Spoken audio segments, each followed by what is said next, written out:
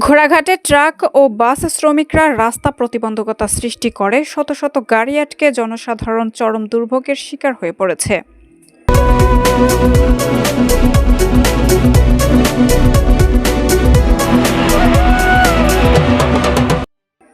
আসসালামু আলাইকুম। এডিপি বাংলা সংবাদে সবাইকে স্বাগত জানাচ্ছি। আমি সুমা আহমেদ। দিনাজপুর থেকে শাহরুল ইসলামের পাঠানো তথ্যচিত্রে দেখুন বিস্তারিত। বুধবার বিকেলে গাইবান্ধা জেলার গোবিন্দগঞ্জ চারমাথা স্ট্যান্ডে কর্তব্যরত পুলিশ সার্জেন্ট মামুন ট্রাক থেকে চাঁদা নেয়াকে কেন্দ্র করে ওই সার্জেন্ট ও ট্রাকের ড্রাইভারের সাথে হাতাহাতি হয়। এ ঘটনার জের ধরে ঘোড়াঘাট উপজেলার 243 ট্রাক শ্রমিক সংগঠন ও 1167 বাস শ্রমিক সংগঠনে শ্রমিকরা একত্রিত হয়ে লাঞ্ছিত ট্রাক ড্রাইভার জাহাঙ্গীরকে সাথে নিয়ে বিকেল 5টা থেকে ঘোড়াঘাট সীমান্ত শাহ ইসলাম গাজীর মাজারের সামনে ট্রাক পাতলে করে রাস্তা প্রতিবন্ধকতা সৃষ্টি করে। এতে শতাধিক ট্রাকসহ যাত্রীবাহী বাস আটকে জনসাধারণের অসুবিধা সৃষ্টি হয়েছে। তারা বলছে, ট্রাফিক পুলিশের বিচার না হওয়া পর্যন্ত এই প্রতিবন্ধক থেকে সরে দাঁড়াবে না তারা।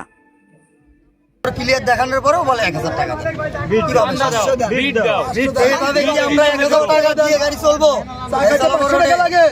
আমরা যদি গাড়ি থেকে না নামি আমাদেরকে মা মাসি তুলে গালি গালাজ করে আমারে বলে কুত্তার বাচ্চা। আমি কেন কুত্তার বাচ্চা? আমি যে কুত্তার বাচ্চা আমি কেন রোডে? আমি পাতারে থাকবো, আমি কেন রোডে? আমার কেন কুত্তার বাচ্চা বলবে? প্রশাসনের লোক আমার কেন কুত্তার বাচ্চা বলবে? আমি আর বিচার চাই।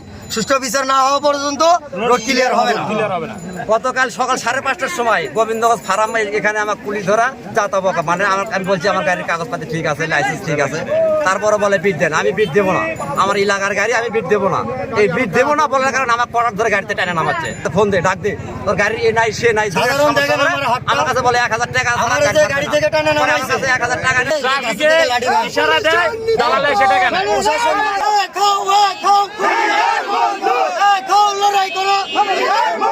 পুলিশের কালো হাত ভেঙে দাও, পুলিশের কালো হাত ভেঙে দাও, ঘুরিয়ে দাও, পুলিশের কালো হাত। অন্যায় অত্যাচার মানি না, মানব না, দুনিয়ার বসবো।